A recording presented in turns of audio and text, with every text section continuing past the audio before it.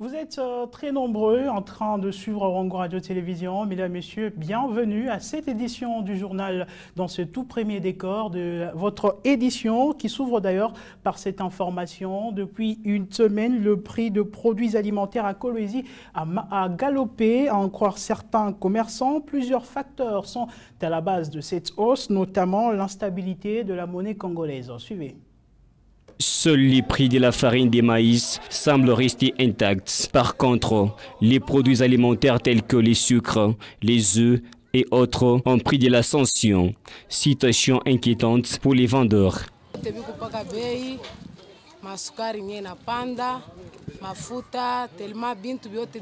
Elle dit, en tout cas, on ne sait plus comment vendre nos marchandises. Parce que si vous regardez, les prix de tous les produits sont revus à la hausse déjà du côté des Kasumbalis. Par exemple, un sac de sucre qui est passé de 80 à 130 000 francs.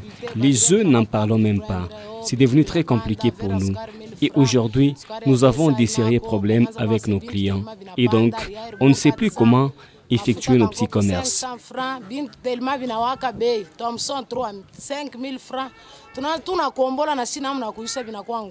Pour les grands commerçants qui effectuent les achats à la frontière qui lie la Zambie à la RDC, les taux d'échange actuels seraient à la cause de cette flambée des prix des produits alimentaires sur les marchés.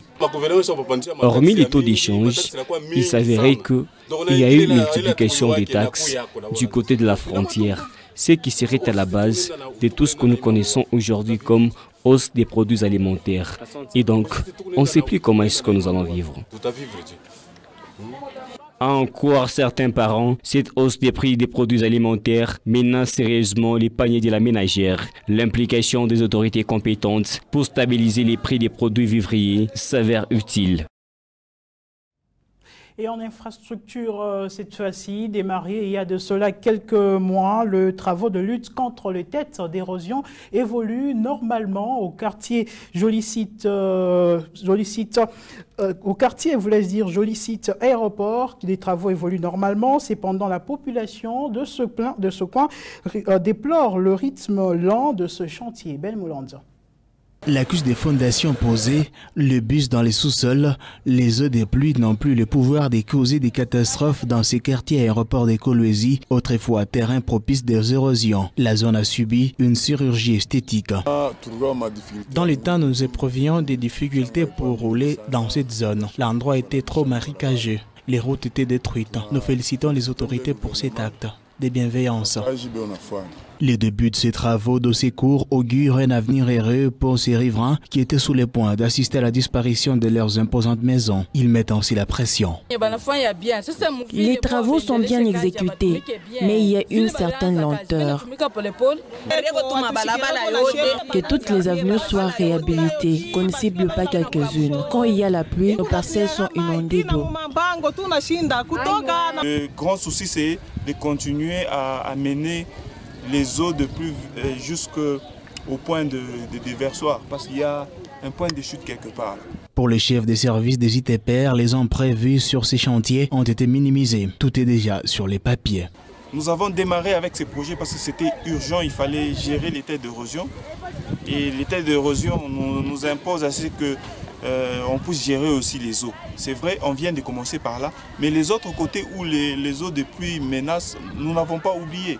Le programme sera fixé pour cela, mais pour l'instant, nous suivons le programme tel qu'établi par la mairie de Kolwezi. Amorcé il y a de cela 2 mois, ces travaux ont permis à stopper des érosions monstrueuses qui mettaient en péril la vie de tout un quartier. Dans un premier temps, les ouvriers interviennent sur une distance de 2,7 km qui seront réhabilités en terre battue. En société, toujours, les délocalisés des CEDEM vers Samoukinda ont, lors du passage de nos reporters dans ce village, lancé un cri d'alarme auprès des autorités provinciales. Délocalisés il y a de cela 5 ans, ces habitants vivent sans eau, ni électricité, ni école, ni marché. Ils sont dans les oubliettes du gouvernement provincial. On les écoute. Dans notre village, lorsqu'il y a des malades, les gens parcourent de longues distances parce que nous manquons d'hôpitaux. D'habitude, nous nous rendons à Kamimbi ou à Crète. ou encore à Kasulu. Nous n'avons même pas de marché. Ce sont les gens eux-mêmes qui vendent certaines denrées dans leur maison. Deux fois, on se retrouve à manger qu'un seul condiment pendant des semaines.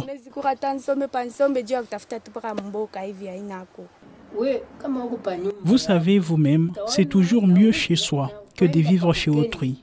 Là, à Kasulu, nous vivions parfaitement. Nous avions tout en notre possession. Mais depuis que nous sommes ici, c'est la misère. Regardez vous-même comment nos mamans puissent de l'eau. Nous ne pouvons que demander aux autorités de la province de construire pour nous même un hôpital et que nous ayons du courant et l'eau potable. Nous n'avons rien. Nous vivons seulement par la grâce de Dieu.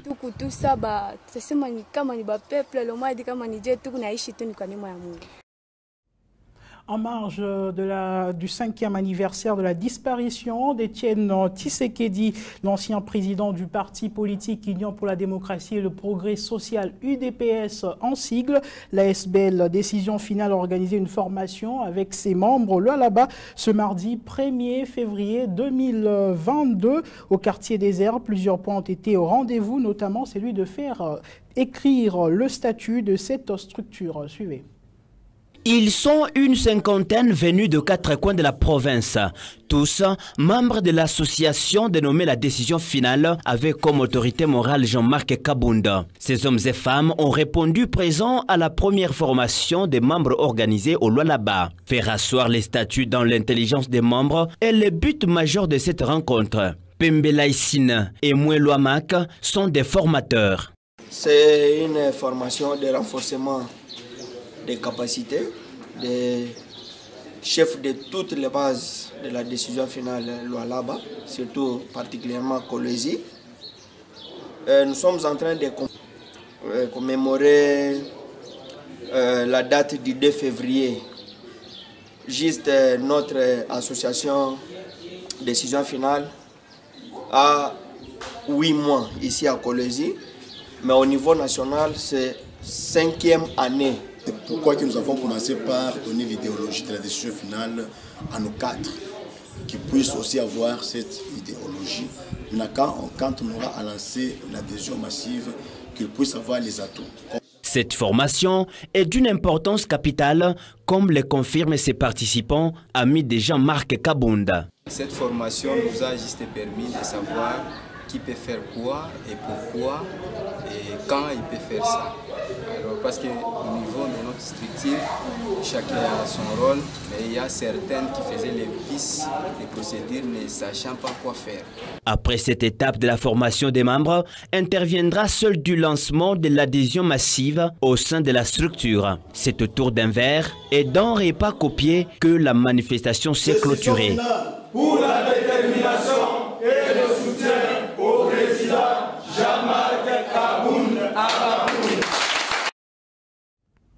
C'est par une messe d'action des grâces organisée à la paroisse Bienheureuse en Noirit que le gouvernement provincial du Lualaba a commémoré ce mardi 1er février 2022 le 5 ans de la disparition d'Étienne Tshisekedi en collaboration avec la maison civile du chef de l'État. Suivez. Le 5e anniversaire de la disparition d'Étienne Tshisekedi a été célébré sous méditation au Lualaba. Une messe d'action des grâces a été dite en sa mémoire à la paroisse Bienheureuse à Noirit de Kolwezi, en présence de l'autorité provinciale, de la maison civile du chef de l'État, des militants de l'UDPS et d'autres partis alliés. Dans son homélie, l'officiant du jour a axé son message autour de l'amour du prochain, témoigné à l'égard du Sphinx par l'assistance. Si dans la société il y a répartition des tâches, c'est pour qu'il y ait dans cette société un bon climat, une bonne collaboration. Nous sommes vos enfants, nous avons besoin de vous. C'est pourquoi dans tout ce que vous faites, pensez aussi à nous et nous oubliez. L'occasion pour certains cadres politiques de rappeler la vision d'Étienne Tshisekedi Wamulumba dans sa lutte en faveur du peuple congolais. C'est l'un des opposants charismatiques que ce pays ait connu. Nous avons appris beaucoup de bonnes choses dans la lutte pour l'établissement d'un État démocratique, d'un État de droit dans ce pays. Et lorsque je me retrouve dans une messe comme celle-ci, ça me fait rappeler beaucoup de choses, beaucoup de valeurs démocratiques que cet homme a prônées de son vivant. Pour nous, il faut commémorer cette journée non seulement en sa mémoire, mais également pour faire en sorte que tous, ensemble, puissions s'inspirer au fait de sa lutte pour l'instauration d'un état de droit dans notre pays. C'est par le partage d'un verre de consolation que s'est terminé cet événement à Kolwezi-Lodja. Et en politique, cette fois-ci, depuis un temps, le parti politique et plateforme de la RDC vivent la dissension. Après le FCC et l'UDPS, c'est au tour des députés d'ensemble qui se sont désolidarisés de Moïse Katumbi au profit de l'Union sacrée pour la nation de Félix Tshisekedi. Cette situation ne passe pas inaperçue auprès de Katumbis. Suivez. Ils sont 40 sur 70 députés des Ensemble pour le changement à prendre position dans cette déclaration signée par 13 élus. Une sortie médiatique qualifiée de honte par le fidèle de Moïse Katumbi. Ils sont libres, ils se sont exprimés. Ils ont donné leur opinion par rapport à leur position vis-à-vis des Ensembles. Mais néanmoins, je veux souligner ici que c'est une déclaration de la honte. De la honte, pourquoi? Parce que ces députés ont noir sur blanc choisi les palissades, les véhicules qu'on leur a donnés, et ils ont choisi la voie de la corruption, la voie de la misère. Ces députés-là viennent de nous prouver qu'ils ne sont pas avec le peuple. En tout cas, nous n'avons pas vraiment de députés pour cette législature de 2023. Ces députés ont choisi leur propre voie et vont en tirer toutes les conséquences, poursuit Alain Awej. Négocier ou bien radier ces députés? Non, non. Ne donnons pas l'importance à ces députés-là qui ont choisi le ventre.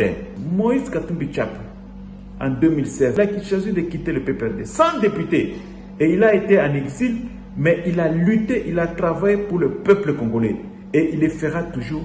Et 2023, c'est Moïse Katumbi Tchap, président de la République. À titre de rappel, dans cette déclaration, les députés signataires appellent tous les cadres de Ensemble qui occupent les fonctions ministérielles à clarifier leur position. Selon certaines sources, une contre-attaque à cette sortie médiatique serait en gestation dans le camp de fidèles au président de Ensemble pour la République.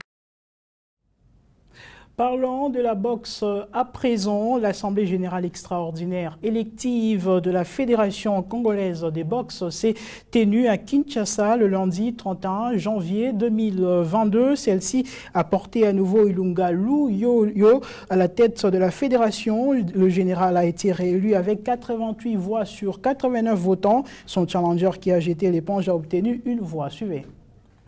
À la tête de la Fédération congolaise des boxes, vouloir ou pas, il reste en place. Une élection qui frôle les 100%, une élection à sens unique, estiment certains analystes sportifs. Une candidature unique après les retraits de celle d'Alain Mazelo, le général Ferdinand Luyoyo s'est tapé la part du fauve qui les caractérise. Le lundi 31 janvier 2022, le président sortant, désormais président réélu, a obtenu un total de points qu'aucun autre candidat n'a même pas pu frôler. Impressionnant. Lors de cette assemblée générale extraordinaire et élective a tenu au siège du comité olympique congolais sous la supervision du secrétaire général de la commission de l'Olympique congolais, Alain Badiachile, les résultats réalisés par le général Ilunga Luyoyo a étonné plus d'un. C'est lui qui a été accusé de plusieurs malversations financières et trafic d'influence s'est fait élire avec 88 votants sur 89 possibles. On prend les mêmes et on recommence. Les restes des membres du présidium ont également été élus à plus de 80 voix, une réduite pratiquement de l'équipe sortante avec comme premier vice-président Bienvenu Kalunga qui a récolté 83 voix sur 89. Comme deuxième vice-président, Salawa Mabou qui a glané 81 voix. Troisième vice-président, Moupepe Natama Rigo à Lucelle s'est tapé 82 voix. Quatrième vice-président, Bounenge Lifala qui a glané 82 voix aussi. Les restes du comité se présentent comme suit. Secrétaire général Marcel Nzaou qui a obtenu 79 voix. Il sera secondé par Pierre Ambangui avec ses 83 voix. Guillaume Mouyembe il est désormais trésorier général avec comme adjoint Mbunda Ilunga. Ainsi, le général Luyolo entame un autre mandat de plus. Mesdames, Messieurs, c'est la fin de cette édition du journal. Merci à vous tous de nous avoir suivis. L'actualité reste en continu sur notre site internet, le www.ongo.info. À très bientôt.